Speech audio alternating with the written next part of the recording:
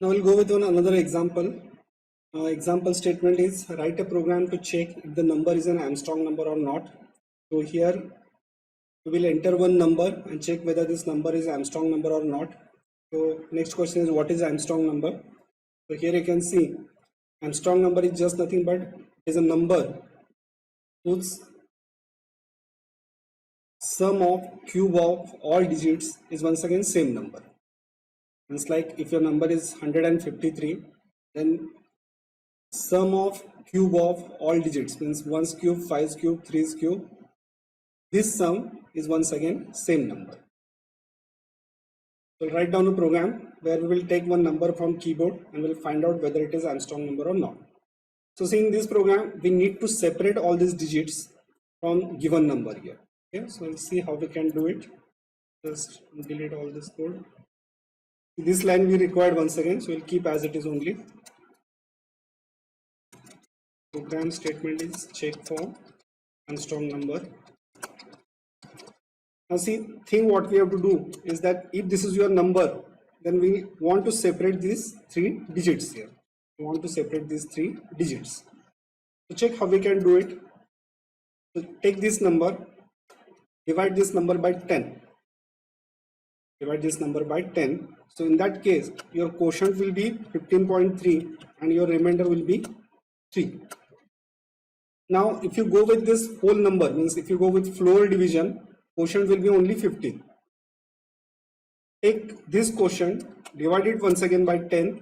So now your quotient will be 1 and remainder will be 5. Take this quotient, divide it by 10.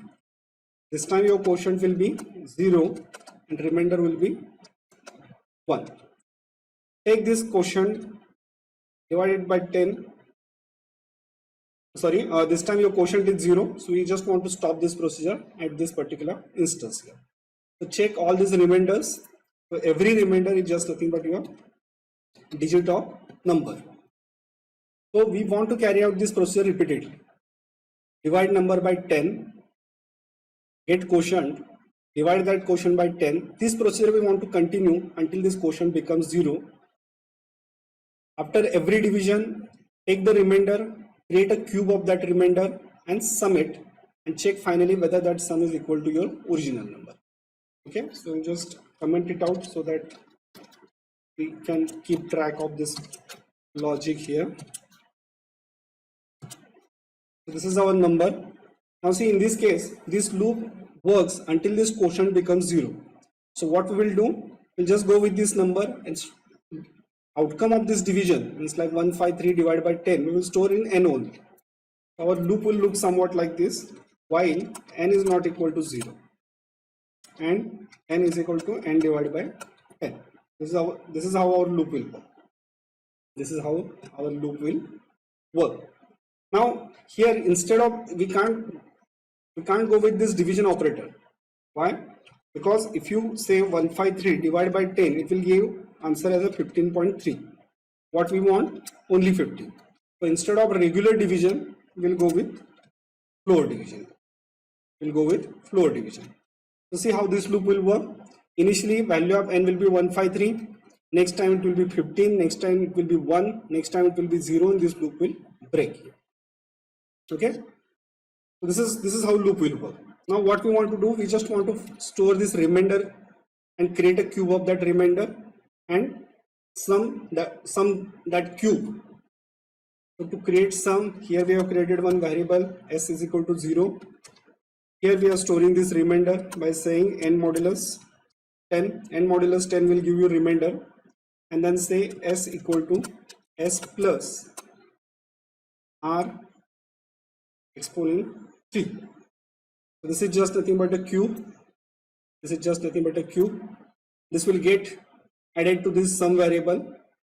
See, all these statements we can write down with shorthand operator also. Instead of saying n is equal to n floor division 10, we can write down it like this also by using shorthand operator. S is equal to s plus r cube 3. That also we can say like this by using this shorthand assignment operator. So everything is there now. Now s will contain sum of cube of digit. So what we need to check that whether n and s are same. But problem is that value of n we are modifying here. So original number is not with us. So for that purpose, what we'll do, we'll take one another temporary variable and store value of n into t. So t will contain your original number, and here we'll check if t is equal to s, then we'll say t is an Armstrong number, else we'll print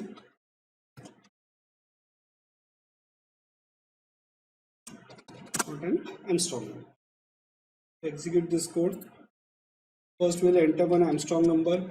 It's printing 153 is an Armstrong number. Then enter another number saying 133 is not an Armstrong number. This is how we can write a code to find whether entered number is Armstrong number or not.